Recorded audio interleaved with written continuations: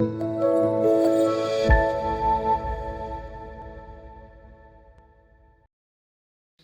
eu quero fazer uma reflexão a partir do texto de Mateus, capítulo 16, versículo 13 ao 17. Mateus, capítulo 16, versículo 13 ao 17. Diz assim: indo Jesus para os lados de Cesareia de Filipe, perguntou aos seus discípulos: quem diz o povo ser o Filho do Homem? E eles responderam: uns dizem João Batista, outros Elias, e outros Jeremias, ou alguns dos profetas. Mas vós, continuou ele, quem dizeis que eu sou? Respondeu Simão Pedro, disse: tu és o Cristo, filho do Deus vivo.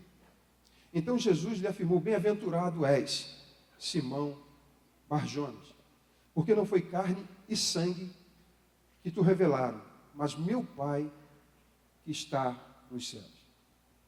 Gente, em um determinado momento do ministério de Jesus, ele faz essa pergunta aos seus discípulos: o que dizem as pessoas acerca do Filho do Homem? Após ouvir o relato de cada um deles, e olha que eles tinham Jesus, aquelas pessoas tinham Jesus no alto, bem elevado, num padrão muito elevado. Olha, alguns dizem que você é Jeremias, outros João Batista, outro Elias, ou alguns dos profetas. Então o conceito que eles tinham acerca de Jesus era elevadíssimo. E aí Jesus não se contenta somente com isso, e ele faz então, e ele direciona a pergunta a eles: e vocês, quem dizeis que eu sou? Ele é objetivo, ele faz essa pergunta agora só para eles, ele é específico. Bem, se eu fizesse essa pergunta hoje, aliás, se Jesus fizesse essa pergunta para você, para nós: o que dizeis? O que dizeis que eu sou? Por que responder essa pergunta é extremamente importante? Escute o que eu vou falar para você. Tudo na nossa vida, absolutamente tudo, tudo que é determinante, tudo que está escrito na palavra, tudo que está escrito ali na Escritura, relacionado à nossa vida e relacionado à nossa eternidade, está ligada a essa resposta. Dependendo do tipo de revelação, do entendimento, daquilo que eu falo acerca de Jesus, o que Ele é para mim, quem Ele é, isso define tudo na nossa história. E ela não é uma pergunta fácil de se responder. Na verdade, ela nos dá margem para muitas interpretações. A gente pôde perceber aqui que eles mesmos, naquela época, se referiram a Jesus a outras pessoas, João Batista, Elias, Jeremias, ou alguns dos profetas. Não é fácil responder, por conta dessas muitas interpretações que nós podemos ter acerca da pessoa de Jesus. Então, a não ser, não só pelo fato das muitas interpretações, também é difícil responder essa pergunta. Porque envolve muitas coisas na minha e na sua vida. E o meu objetivo, através dessa reflexão, é levar você a refletir sobre quem é Jesus para você. Qual o nível de relacionamento que você tem com Ele? Que tipo de pessoa Ele é para você? Como é o teu relacionamento com Ele? E não somente isso, se aquilo que você declara é condizente com o teu estilo de vida. Porque dependendo do que Jesus, da resposta que você dá a essa pergunta, é o estilo de vida que você vai ter. E é interessante que ao longo da história, muitas interpretações foram ditas acerca de Jesus. Por exemplo, se a gente perguntar a um ateu quem é Jesus para ele, o ateu não acredita em Deus. O fato de Deus se tornar um homem, encarnar, viver entre nós sem pecado, morrer, ressuscitar, ir para o Pai e um dia voltar, quem é que vai acreditar num negócio desse? Para um ateu, Isso é algo lunático, isso é uma invenção da carochinha. Isso é algo desenvolvido e criado pelo homem. E com perdão da expressão, é uma idiotice, só um lunático para acreditar numa história como essa. Então, se você perguntar para um ateu quem é Jesus, ele vai dizer isso. Se você pergunta isso para um agnóstico, ele não vai desacreditar nem vai acreditar, desde que você prove. Se você provar, ele vai acreditar, se não. E dependendo do tipo de pessoas que você fizer essa pergunta, alguns vão até acreditar na existência histórica de Jesus, porque estudaram para isso. Foram para uma biblioteca, tiveram de alguma maneira algum tipo de entendimento. E vão dizer, olha, eu já ouvi falar muito sobre esse Jesus, e eu acredito que, pelo histórico dele, era um revolucionário, era um homem acima da média, é um homem que, de certa maneira, existiu, mudou a história, mas também não acredita que ele é o Filho de Deus. E buscam esse conhecimento através das literaturas. Hoje, então, com o advento da tecnologia, é muito fácil fazer as pesquisas e chegar a uma definição, uma conclusão de quem é Jesus. Eu, na primeira vez que eu li o Evangelho de João, eu vou dizer para vocês, não se escandalizem, por favor, isso foi um fato, mas vou dizer para vocês quem era Jesus para mim. Quando eu li o Evangelho de Jesus, de João, se eu não me engano, acho que pela metade eu já não consegui mais ler. Fechei o livro, e era um livro até pequeno, só tinha o Evangelho de João. Fechei, não aguentei, porque eu falei, pô, esse cara é muito soberbo. Cara, que cara arrogante. Eu sou o pão da vida. Quem beber do meu sangue, quem comer da minha carne, eu sou o caminho, a verdade e a vida. Eu sou. Falei, cara arrogante. Que cara é esse? Fechei. E aquilo ficou na minha cabeça o tempo todo, e eu já não conseguia mais ler. Fiquei irritado com Jesus. Mas era um entendimento, se alguém me perguntasse quem era Jesus, eu diria, ele era um cara arrogante que acha que é o tal.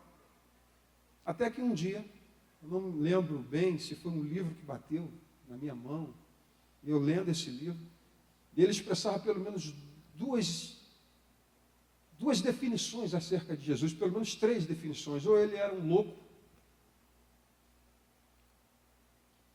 um alucinado de alguém que apareceu aí dizendo que era o tal, ou ele era um mentiroso, ou ele era de fato aquilo que ele dizia ser. E eu comecei a pensar nisso, comecei a avaliar a questão do próprio comportamento de Jesus, o seu caráter, como ele dizia que ele era o Filho de Deus. Eu comecei a pensar, falei, bem, ele não poderia dizer acerca dele outra coisa, a não ser aquilo, porque se ele de fato era o Filho de Deus, se ele era santo, ele não poderia dizer, se ele era o pão da vida, ele não poderia dizer outra coisa, senão ele estaria mentindo. Então, mentiroso ele não é. Lunático não era, porque fazer o que ele fez, um lunático não faria isso, e arrebanhar centenas de milhares de pessoas com conceitos elevadíssimos. Um homem que contrariava a época, batia na religiosidade, que não tinha medo de enfrentar, ainda que isso lhe custasse a vida, mas ele batia de frente com o sistema. E eu comecei, de fato, agora a analisar e a ver Jesus em outra perspectiva, e aí eu pego novamente, resgato o Evangelho de João e começo a ler nessa ótica agora, de que ele era realmente aquilo que ele dizia ser. E aí tudo se fez de novo, tudo mudou, tudo ficou claro para mim. E eu passei a conhecer mais Jesus de uma forma assim mais intensa. Falei, admirá-lo. Mas outra interpretação que eu tive. Queridos, as mais variadas crendices acerca de Jesus.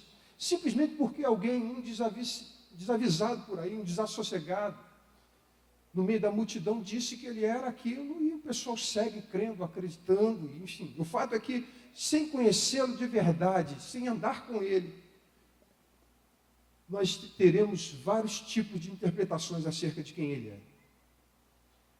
Jesus pode ser para aqueles que estão vivendo uma instabilidade emocional, um trauma psicológico. Ele pode ser um psicólogo. Para alguém que não tem saída em alguma área da sua vida, seja ela uma enfermidade que está direcionando a pessoa para a morte, Jesus pode ser o Salvador. Alguém que está preso, uma consciência pesada, carregada pelo pecado, Jesus pode ser aquele que vai trazer perdão e trazer paz. Ele pode ser muitas coisas para cada um de nós. Nós podemos ter vários entendimentos acerca de quem é Jesus.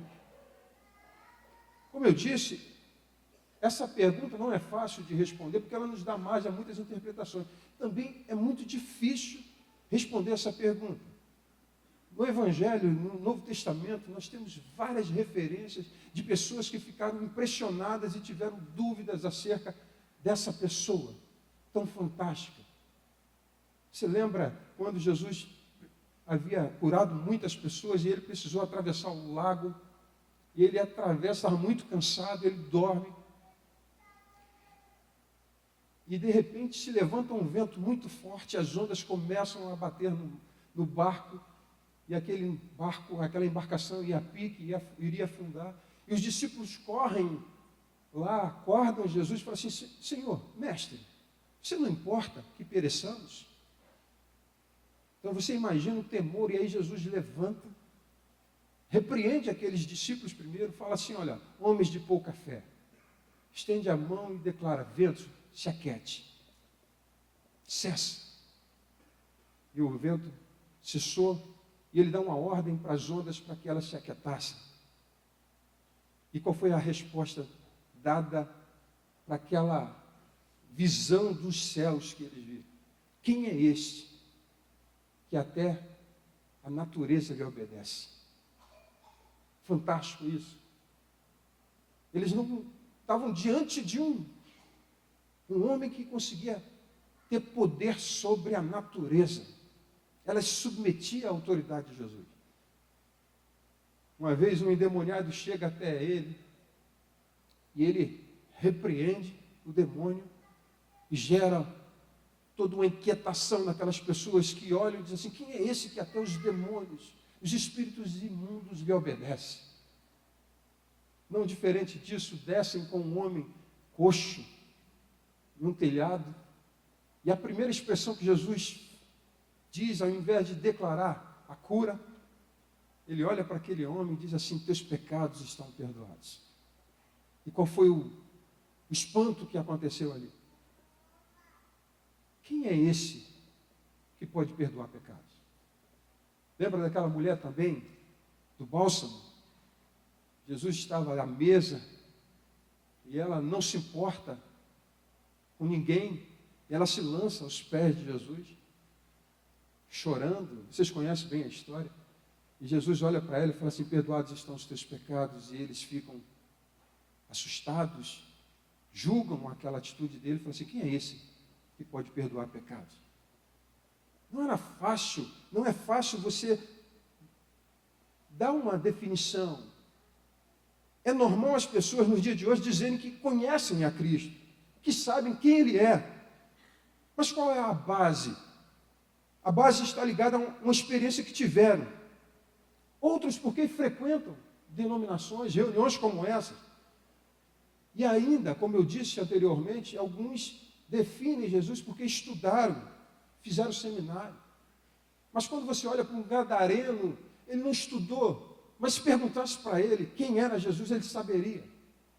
Se perguntasse para um Saulo, quando teve um encontro no caminho de Damasco, quando ele cai numa montaria, se perguntasse para ele, ele já rapidamente, depois que Jesus perguntou: Saulo, Saulo, por que tu me persegue? Ele diz assim: quem és, Senhor? Ele já declara que aquela voz pertencia a Jesus.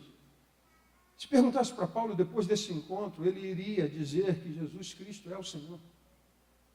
Se perguntasse para aquela mulher que foi encontrada no poço ali em Samaria, aquela mulher samaritana, ela não havia estudado, mas o encontro que ela teve com Jesus mudou a vida dela, e ela saberia dizer, como ela disse: vem.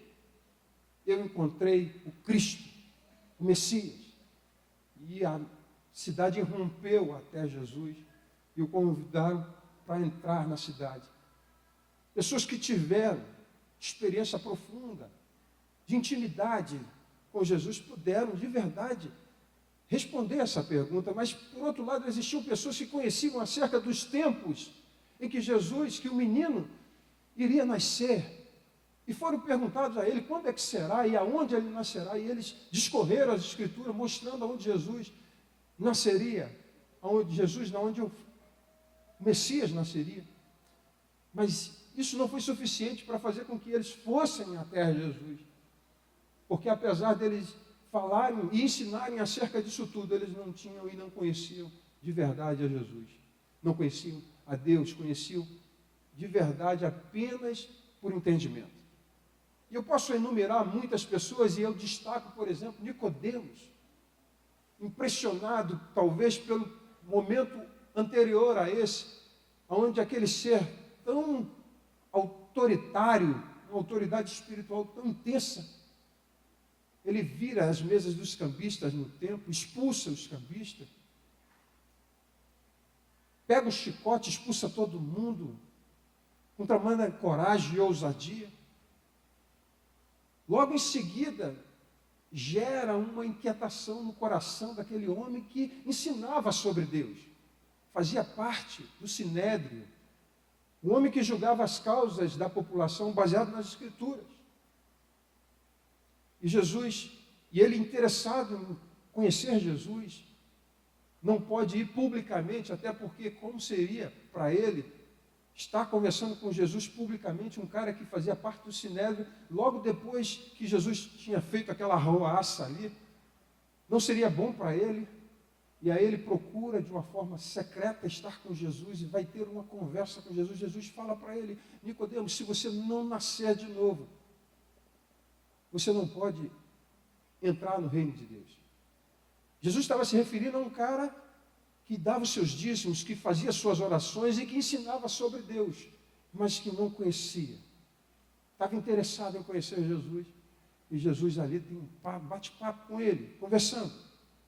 Então, responder essas perguntas de fato não é fácil. Lembra, por exemplo, aqui do tetrarca Herodes, em Lucas capítulo 9, versículos 6 ao 9, diz assim: estes saindo percorriam todas as aldeias, anunciando o evangelho e efetuando curas por toda parte. Ora, o tetrarca Herodes soube de tudo o que se passava e ficou perplexo, porque alguns diziam: João ressuscitou dentre os mortos. Outros, Elias apareceu, e outros, ressurgiu um dos antigos profetas. Herodes, porém, disse: eu mandei decapitar João. Quem é, pois, este, a respeito do qual tenho ouvido tais coisas? E se esforçava por vê-lo. Todos esses sinais, tudo aquilo que estava acontecendo, tudo que se falava acerca de Jesus, instigava homens como esse a conhecer Jesus. E mais uma vez, eles tinham em autoestima, explicaram aqui. Isso gera a expectativa, curiosidade acerca de Jesus, mas isso não é suficiente para mudar o rumo da história de ninguém saber quem é Jesus nesse nível. E é interessante que algumas pessoas declaram que Jesus é o Senhor, que Ele é o Salvador, mas as suas vidas não reverberam isso. Aquilo que elas falam, o estilo de vida, não é condizente. Em Tito capítulo 1, versículo 16, diz assim: afirmam que conhecem a Deus, mas o negam por seu modo de viver. E é exatamente isso. Muitas pessoas declaram que conhecem a Jesus, mas a forma, o estilo de vida, vai estar muito divorciado dessa declaração pública. Responder essa pergunta exige uma confissão, mas é mais do que uma confissão, exige uma revelação. Pedro foi revelado acerca disso. Tu és o Cristo. Eu não sei quando você teve a revelação, o entendimento, a luz que o Espírito Santo lançou sobre a tua vida. Porque às vezes a gente faz parte de um sistema religioso. Nós acostumamos a viver uma vida religiosa de verdade. E tudo que nós fazemos na nossa vida está muito pautado numa rotina de vida. Mas é mais do que isso, seguir, conhecer Jesus. É quando a tua mente é iluminada, o teu espírito é iluminado. E muda toda a sua vida. Muda o seu jeito de falar. Muda o seu jeito de vestir. Muda a sua relação interpessoal. Muda não só o comportamento, aquilo que é externo, mas é uma mudança dentro. Na verdade, essa mudança ela começa dentro. Muda tudo. Algumas pessoas negam a Jesus porque também, quando você conhece a Jesus, da mesma maneira, se fizeram mal a Jesus, olha que coisa interessante. Jesus curou muitas pessoas, fez muitos milagres. Salvou muitas pessoas. Gente que estava ali sendo acusada pelo diabo, pelo pecado. Você vê ali gente que ia ser apedrejado por conta de uma vida de prostituição, de pecado. Você vê gente de todo tipo afligindo, tinham as suas almas aflitas, e eles perceberam e viram que Jesus deu resposta para todas essas pessoas. E mesmo assim, eles pegaram Jesus e o crucificaram. E aí você olha, os discípulos de repente olharam e falam assim, pô, se fizeram isso com ele, o que não farão conosco? Então implica a perseguição, porque seremos perseguidos pelo nosso comportamento, ou nossa conduta ilibada. Sim, pela nossa renúncia ao pecado. É interessante que nos dias de hoje existem muitas pessoas na internet falando do amor de Deus, e essas pessoas são extremamente acolhidas pelo mundo ímpio, são ovacionadas pelo mundo ímpio, e esses dias eu estava pensando, como é que isso é possível? Porque Jesus disse exatamente o contrário. Se fizeram isso comigo, não farão com vocês. Se me perseguiram, perseguirão a vocês também. Então, como é possível alguém ser acolhido pelo mundo pregando o Evangelho? Alguma coisa está errada. Porque gera isso, conhecer Jesus implica em muitas coisas na nossa vida, na nossa existência. Representa uma longa caminhada de entrega. Para alguns, representa martírio. Para alguns, representa obediência, renúncia, ou melhor, para todos nós, obediência à ordem de Jesus, aquilo que ele tem falado. Porque se confessarmos Jesus como Senhor, não é somente uma declaração, mas quando nós confessamos Jesus como Senhor, nós estamos declarando com isso que Ele passa a ser o dono da nossa vida. Isso gera sofrimento e perseguição externa, mas também gera sofrimento para nós quando nós renunciamos, abdicamos da nossa própria vida, dos nossos desejos, dos nossos prazeres. Porque a carne milita contra o espírito e a carne deseja a satisfação das coisas terrenas aqui. E quando eu abro mão dos prazeres dessa vida, em obediência ao Senhor, eu sofro, dói, é pesado, é difícil. Quando você almeja o pecado, a tua carne treme e você diz não para ela, você sente esse peso. Então você traz para você. É muito mais fácil você se entregar à devassidão, ao pecado, seja ele qual for, ainda que isso traga depois consequências. Mas é muito difícil quando você tem que dizer não para a tua carne. É muito difícil. E Jesus fala que você é bem-aventurado. Ele falou para Pedro, bem-aventurado que não foi carne nem sangue. Isso significa dizer que quando você é revelado acerca de Jesus, você é um bem-aventurado. Só que quando você para avaliar o que é ser bem-aventurado, quando você recebe Jesus como Senhor, não é fácil, porque ele diz assim, olha, bem-aventurados são os humildes. Em um mundo em que se exige força, orgulho, soberba, arrogância, Jesus diz o contrário, você é bem-aventurado se você for humilde, se você chorar por causa da justiça, se você for misericordioso. No mundo que a gente vive, não existe essa questão da misericórdia. Miséria, coração, é você colocar o teu coração na miséria dos outros. Não existe isso. Qualquer um que faz isso é santificado. está acima da média. Pelo contrário, no mundo que a gente vive, eles são implacáveis. O mundo é implacável, esse sistema. Ser misericordioso não está no vocabulário desse mundo.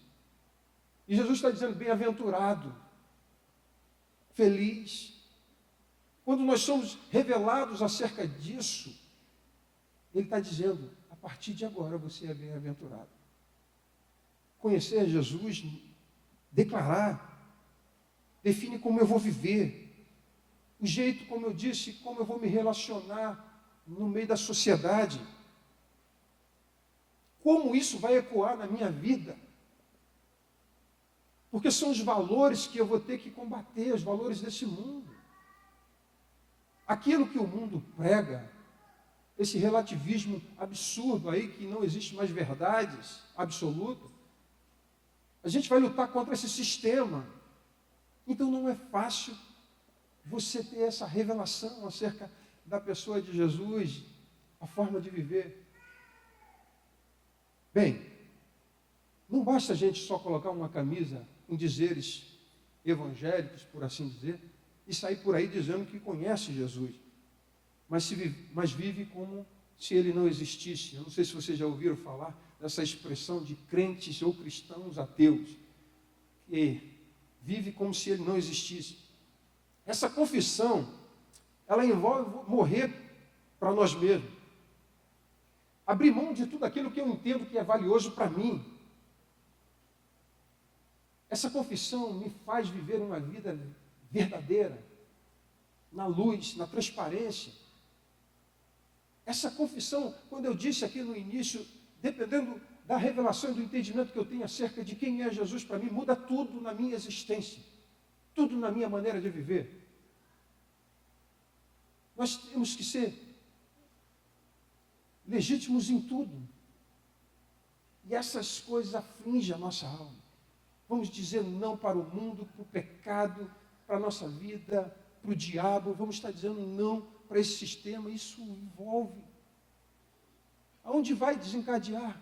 Quantas pessoas sofrem? E em alguns lugares, alguns irmãos estão exatamente nesse momento morrendo porque têm essa confissão clara. Porque são assassinados, porque seguem confessando Jesus e abdicaram das suas vidas. E essa revelação, na verdade, essa confissão, que implica tudo na nossa vida, nós precisamos que Ele jogue luz nisso. Porque não é um entendimento, não é um conhecimento que eu adquiro na biblioteca. Não é o fato de eu ler muito que eu vou ter o conhecimento. Esse tipo de conhecimento, essa luz. Eu lembro do dia em que eu conheci Jesus como Senhor e eu pude declarar: quem é Jesus para você? Jesus é o meu Senhor. Porque nesse dia eu perdi tudo. Minha razão, minha vontade, minhas escolhas, num sentido não que eu perdi a capacidade, não, é porque eu abdiquei naquele dia. Até dos meus conteúdos, por entender que agora, a partir de então, Jesus era o meu Senhor.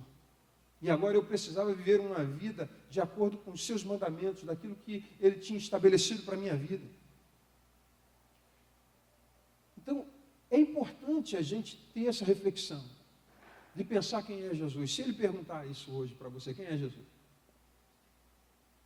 Nós vivemos uma vida, passa dias, anos, e a gente acaba não admirando o Senhor, conhecendo Ele de fato, tendo experiências profundas. Ele passa a ser aquela pessoa que um dia nós encontramos, mas Ele caiu na nossa rotina.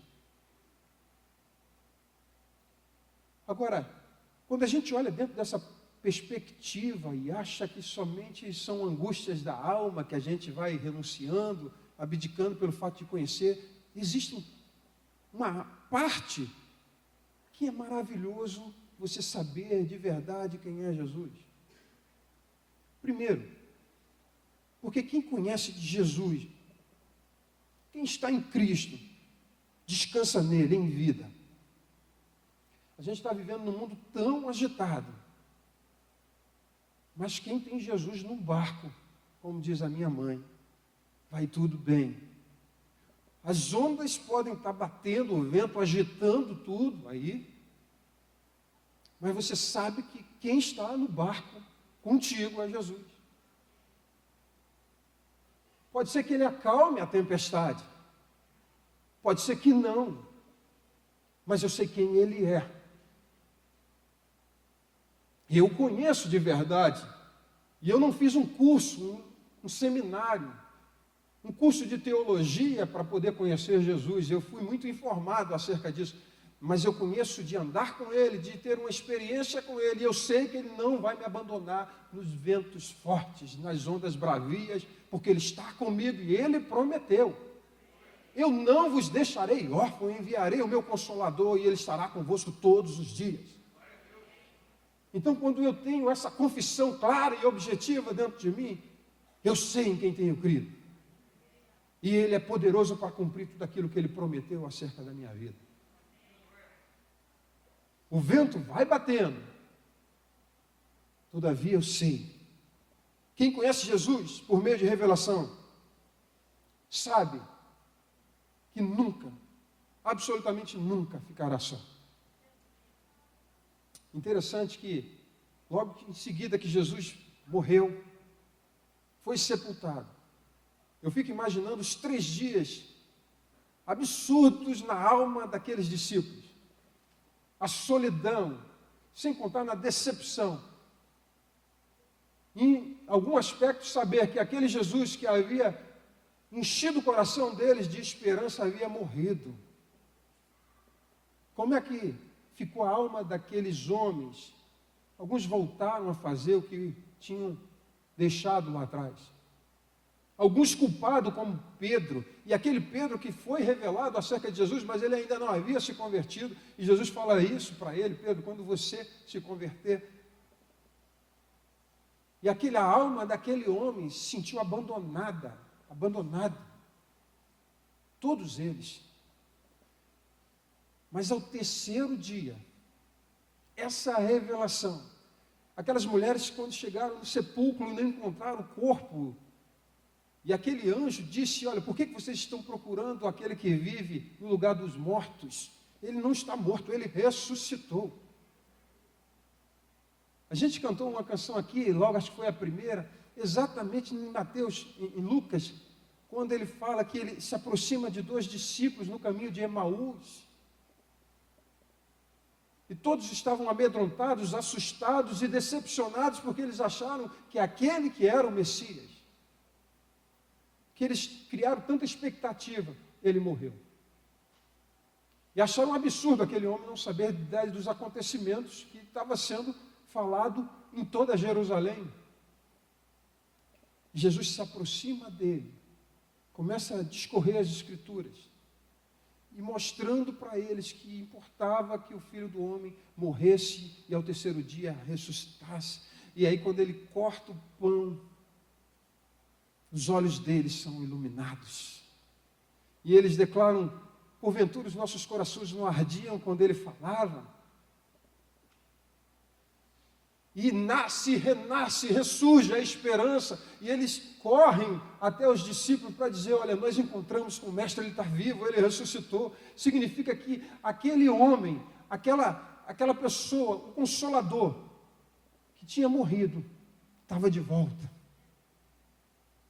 E o que surge quando você tem essa convicção de que ele está vivo, e que você não está só, de que onde tem 2 ou 3 reunidos, ele está presente. Independente do que a gente esteja vivendo, da tristeza, da decepção, o fato é que gera nos nossos corações esperança. E é uma alegria que não é pautada simplesmente quando você sorri, mas é uma alegria que está dentro e que ninguém pode roubar de você, porque você consegue acreditar que Jesus Cristo está vivo. E aí você pode dizer e declarar isso: eu sei que o meu Redentor vive. Só que depois daqueles dias, Jesus ele sobe, volta para o Pai, e dava a impressão de que estariam órfãos novamente. E sabe o que acontece? Ele falou assim: olha, fiquem tranquilos, ficar em Jerusalém até que sejais revestido de poder, ou seja, que ele enviaria outro Consolador. E é esse Consolador, é nessa dispensação que nós estamos, que esse Consolador está conosco todos os dias. E nós somos o selo e a garantia de que um dia Ele vai voltar e vai nos levar todos aqueles que são selados pelo Espírito Santo. Quem é Jesus? É Jesus aquele que eu creio que um dia vai voltar. O mundo pode achar um absurdo. Se perguntar para o mundo, vão achar que é tolice, crendice, que são lunáticos. Todavia, a revelação e o entendimento que eu tenho me faz crer de que Ele é fiel, e se Ele prometeu que vai voltar, Ele vai voltar e vai me levar para estar e reinarmos juntos com Ele. Amém, meus irmãos? Ele também nos garante que um dia enxugará dos nossos olhos toda lágrima. Então eu creio em um Jesus que vai, de fato, cumprir aquilo que Ele prometeu. Então pode estar doendo, mas eu sei que um dia isso vai passar. O choro pode durar uma noite, mas a alegria virá pela manhã, e Ele garante isso, e eu preciso acreditar nisso. Quem é Jesus? Para você. Isso muda o nosso comportamento. Muda primeiro o interior, mas muda o nosso comportamento em meio às circunstâncias. Muda a gente no trânsito, muda dentro de casa, muda famílias. A revelação e o conhecimento que eu tenho acerca de Jesus nos projeta, sobretudo, para a eternidade. Eu posso morrer hoje, mas eu vou morrer crendo de que um dia eu ouvirei a voz e eu ressuscitarei, estarei com Ele nos céus para sempre, irei reinar com Ele para sempre. Essa é a garantia. Por quê? Porque a revelação que eu tenho acerca de Jesus, o conhecimento que eu tive acerca de Jesus não foi um conhecimento intelectual, não foi uma adaptação, não foram informações que eu obtive por aí, mas foi de ter tido uma experiência profunda, verdadeira e real com Ele. E se eu tive essa experiência, a minha vida tem que ser condizente a essa experiência. Amém, querido? Por que eu estou querendo chamar a tua atenção?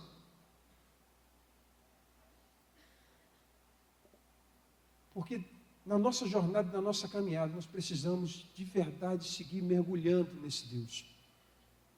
Nós precisamos seguir nos aprofundando nele. Entenda uma coisa. Eu tenho feito mais isso cada vez mais. Eu tenho pedido ao Senhor para que Ele siga abrindo meus olhos espirituais, para que eu continue sendo revelado, porque se o Espírito Santo não produzir isso, não vai ser eu, não será você que irá produzir um esclarecimento espiritual. Quem joga isso, quem joga luz nas nossas trevas é o Senhor. E eu preciso pedir para que Ele abra os meus olhos espirituais, abra os olhos do meu coração, para que eu consiga compreender o amor de Deus, a sua graça, a sua bondade, a sua beleza, a sua formosura, as suas misericórdias. Se eu conseguir enxergar o caráter de Jesus de uma maneira espiritual, isso vai me atrair para Ele, para que eu possa ser semelhante a Ele. Eu sei que se por um lado me parecer com Jesus me projeta para muitas lutas e tribulações nesse mundo, todavia, me parecer com Jesus me produz algo muito mais excelente. É que, assim como Jesus agradou o Pai, se eu tiver um coração semelhante ao de Jesus, consequentemente, eu irei agradar ao Pai. E isso nos basta. Saber e ser aprovado por Deus não tem coisa melhor, não tem dádiva melhor. E é por isso que eu preciso pedir o tempo todo: Espírito Santo, lança luz. Tem coisas que eu ainda não enxergo, eu ainda não vejo. Promove esse desdobramento, crescimento espiritual. Siga revelando aquilo que eu ainda não sei e que eu ainda não te conheço. A Bíblia fala em 1 Coríntios que o Espírito Santo é a mente de Cristo. E se nós temos algum tipo de conhecimento acerca de Deus, é porque isso foi revelado pelo Espírito Santo. E a Bíblia diz que se o Espírito Santo mora em mim, significa que eu tenho a mente de Cristo dentro de mim. Significa dizer que tudo que eu conheço, ou que eu venho a conhecer acerca de Deus, é revelado pelo Espírito Santo que está dentro de mim. Então eu não preciso fazer esforço, embora eu sei que eu tenho que estudar, eu tenho que ler, eu tenho que meditar. Mas sem a luz do Espírito Santo que está dentro de mim, eu não consigo ver nada, absolutamente nada. Cláudio pregou a última vez falando sobre a diferença entre enxergar e ver. Então nós precisamos desesperadamente pedir para que todos os dias da nossa vida Ele abra o nosso entendimento para que a gente compreenda quem é Jesus. E quando você for revelado acerca da pessoa de Jesus, mergulha mais nele. Porque você vai se tornar mais, você vai admirar mais e mais. E não tem como você conhecer Jesus e não se apaixonar, e não se empolgar. Eu gosto muito de ler a Escritura e poder me contextualizar. Às vezes me projetar quase que no mesmo lugar. Só não queria fazer isso na crucificação, porque fatalmente eu estaria ali acusando ele. Mas o que me empolga na pessoa de Jesus não é somente os seus feitos, porque talvez os feitos me faria também ter um diagnóstico acerca de Jesus semelhante aos demais naquela época. Talvez eu dissesse: Jesus, tu és Elias, ou João Batista, talvez Jeremias. Mas quando eu sou revelado pelo Espírito Santo acerca de Jesus, eu posso dizer: Jesus é o meu Senhor, Jesus é o meu Salvador, Ele é o meu libertador, Ele é o socorro bem presente na hora da angústia. Nem as lutas, nem as tempestades, nem a altura, nem a profundidade, nada, nem a fome, ou escassez, todo tipo de escassez, nada poderá nos afastar do amor que está em Cristo Jesus. Por quê? Porque Ele me revelou quem Ele é para mim. E eu preciso me sustentar nessa convicção. A minha fidelidade está diretamente ligada àquilo que eu vejo de uma forma espiritual. Quem é Jesus para mim? Eu comecei fazendo essa pergunta. Se Jesus, nesse momento, em carne, estivesse aqui entre nós e Ele perguntasse isso para você: que dizeis que eu sou? O que você poderia dizer? Eu quero que você responda essa pergunta todos os dias da sua vida. Quero que você vá para casa pensando nisso. Isso vai envolver muito comprometimento. Pode ser que você declare: não, Jesus é um cara legal, é um cara que eu sigo, que é bacana, me ajuda bastante, mas eu não quero muito compromisso com ele.